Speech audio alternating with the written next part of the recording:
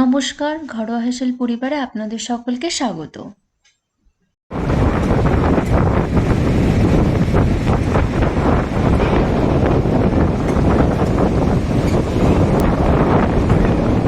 শীত, গ্রীষ্ম, বর্ষা বাঙালির দীর্ঘায়িত আমি এবং আমার পরিবার দীঘার উদ্দেশ্যে রওনা হচ্ছি। তো দীঘায় গিয়ে কত রকম ঘুরেছি, কি কি করেছি সেখানকার কিছু ছোট ক্লিপ আমি আমাদের সাথে শেয়ার করছি। হাওড়া স্টেশনে পৌঁছে গেছি। তো হাওড়া স্টেশন থেকে আমরা কান্তালি এক্সপ্রেস ধরে দীঘার উদ্দেশ্যে রওনা হব।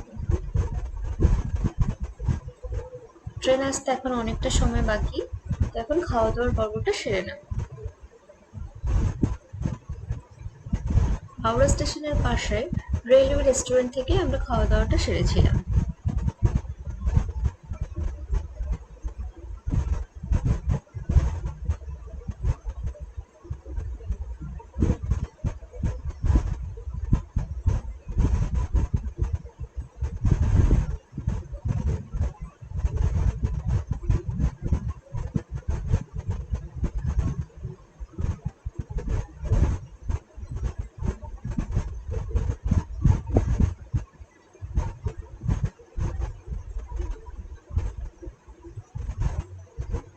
খাওয়া দাওয়া কমপ্লিট, আমরা ট্রেনে উঠে পড়েছি এবং দুদিকের প্রাকৃতিক সৌন্দর্য দেখতে দেখতে দীঘার উদ্দেশ্যে রওনা হলাম।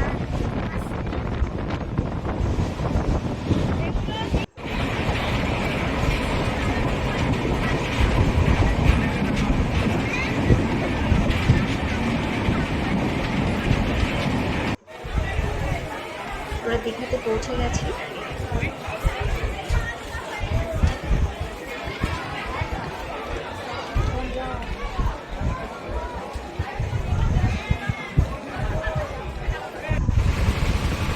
আমাদের হোটেল ছিল নিউ দীঘাতে, তো হোটেলের উদ্দেশ্যে আমরা যাচ্ছি।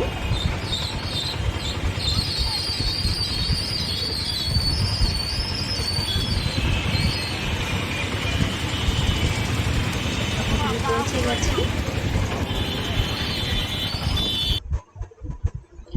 এটা ছিল পরের দিন সকালবেলায় দীঘার সমুদ্রের সৌন্দর্য। অনেক মানুষের সমাগম হয়েছে।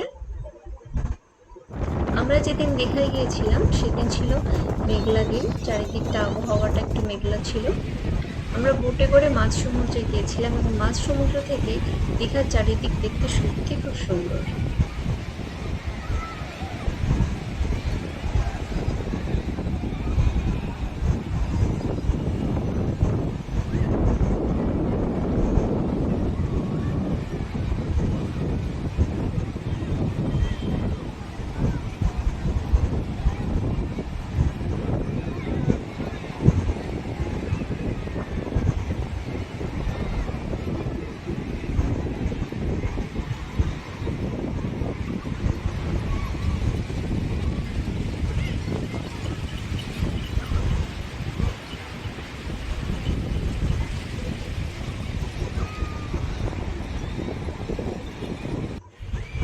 বিচের সৌন্দর্য উপভোগ করে আমরা চলে এসেছি অমরাবতী পার্কে।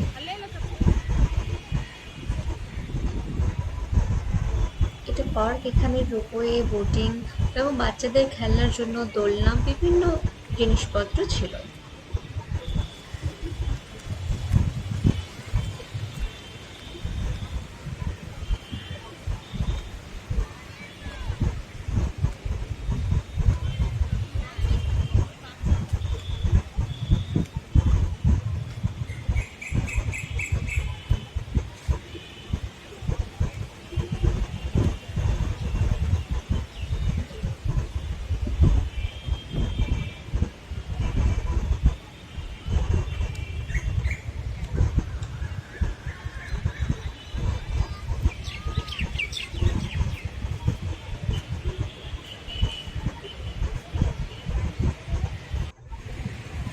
অমরাবতী পার্ক ঘুরে আমরা চলে এসেছি ঢেউসাগর পার্কে। ঢেউসাগর এটাও একটা পার্ক। তো এখানে ঢেউসাগরের মধ্যে অনেক লাইটিং এর ব্যবস্থা রয়েছে। তো ঢেউসাগরের সন্ধ্যার দিকে আসলে আরো বেশি ভালো লাগতো।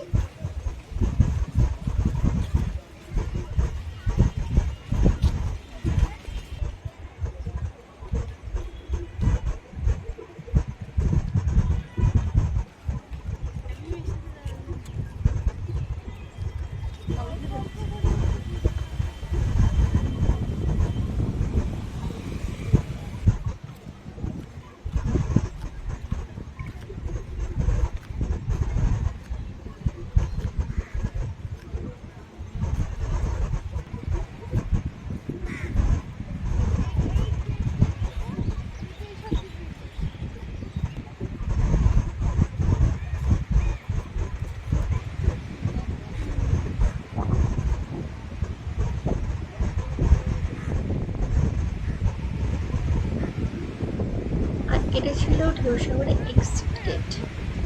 এদিকে থেকে সমুদ্রটা আরো সুন্দরভাবে দেখা যায়। তো ঢেউসাগর দেখে আমরা চলে এসেছি নদীর মোহনায়। একদম সন্ধ্যের দোরগোড়ায় আমরা পৌঁছে গেছি মোহনায়। মোহনার সৌন্দর্য সত্যি অসাধারণ, কিন্তু যেহেতু কিছুদিন আগে ঘূর্ণিঝড় হয়েছিল, আমরা ঘূর্ণিঝড়ের পরেই গিয়েছি, তাই মোহনার চারিদিকে যে দোকানগুলো বসে বা মেলাটা বসে সেটা আমরা দেখতে পাইনি, কারণ সেই মেলাগুলো বসার জন্য বন্ধ ছিল।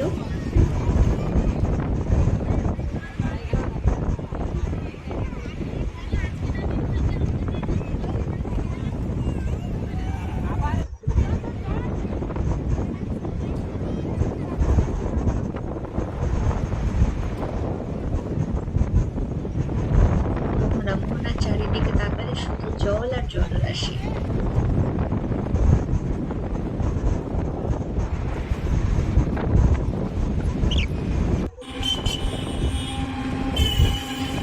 মোহনার প্রাকৃতিক সৌন্দর্য উপভোগ করে আমরা চলছি আবার নিউ দীঘাতে।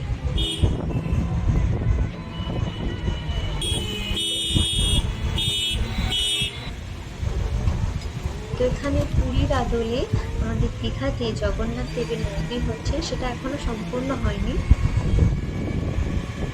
তো এটা সম্পূর্ণ হয়ে গেলে আরো একবার আসবো,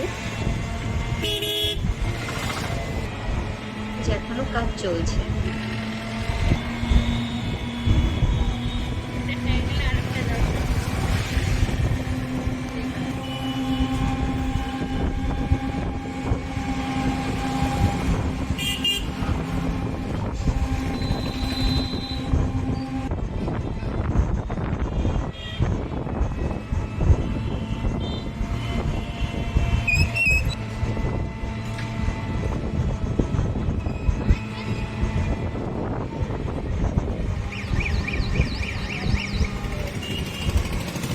তোমরা যারা দীঘাতে যাচ্ছ, যদি কোনো হোটেল, আমরা যে হোটেলে ছিলাম সেই হোটেলের কন্ট্যাক্ট নাম্বার যদি কারোর লাগে তো আমাকে কমেন্ট করে আমি অবশ্যই দিয়ে দেবো। তো আমরা চলে এসেছি নিউ দীঘাতে, যে সমুদ্রের ধার দিয়ে যে দোকানগুলো ছিল সেই দোকানে। দীঘাতে যে চিংড়ি ইলিশ থাকে,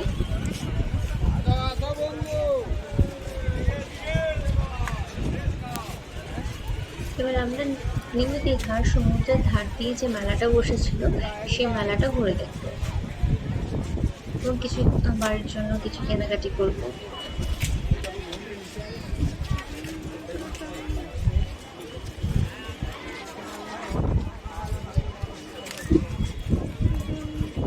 সমুদ্রের দুধারে পুরো অনেকটা জোরে মেলাটা বসে, দোকানগুলো বসে আর সব ধরনের জিনিসপত্র পাওয়া যায়। তো এছাড়া আরও অনেক জায়গায় ঘুরেছিলাম, সেগুলোর ভিডিও ক্লিপ নিতে মনে নেই, নেওয়া হয়নি। তো যতটুকু নিয়েছিলাম সেগুলো তোমাদের সাথে শেয়ার করলাম। তো তোমরা যারা দীঘাতে গেছো তোমাদের অভিজ্ঞতা কেমন সেগুলো অবশ্যই আমার সঙ্গে জানিও।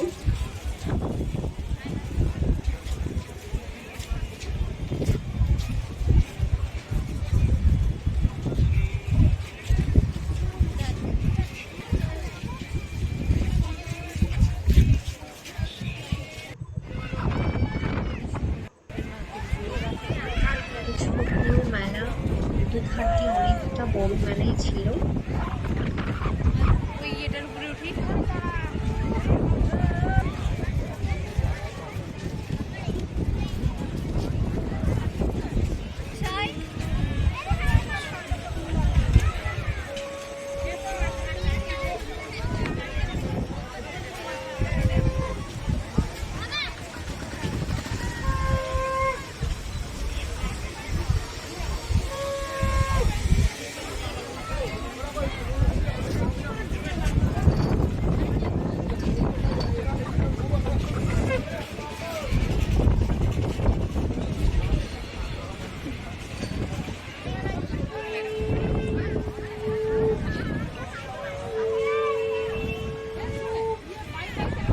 পরিবারের সঙ্গে খুব সুন্দর একটা সময় কাটিয়েছি। তো দীঘা ভ্রমণ সংক্রান্ত যদি কোনো প্রশ্ন থাকে অবশ্যই কমেন্ট বক্সে জানিও। আর তোমরা অবশ্যই তোমাদের অভিজ্ঞতা আমার সঙ্গে শেয়ার করতে ভুলবে না।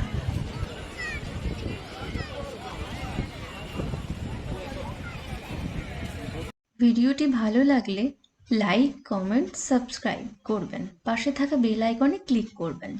দেখা হচ্ছে নতুন কোনো ভিডিওতে। ভালো থাকবেন, সুস্থ থাকবেন। ধন্যবাদ।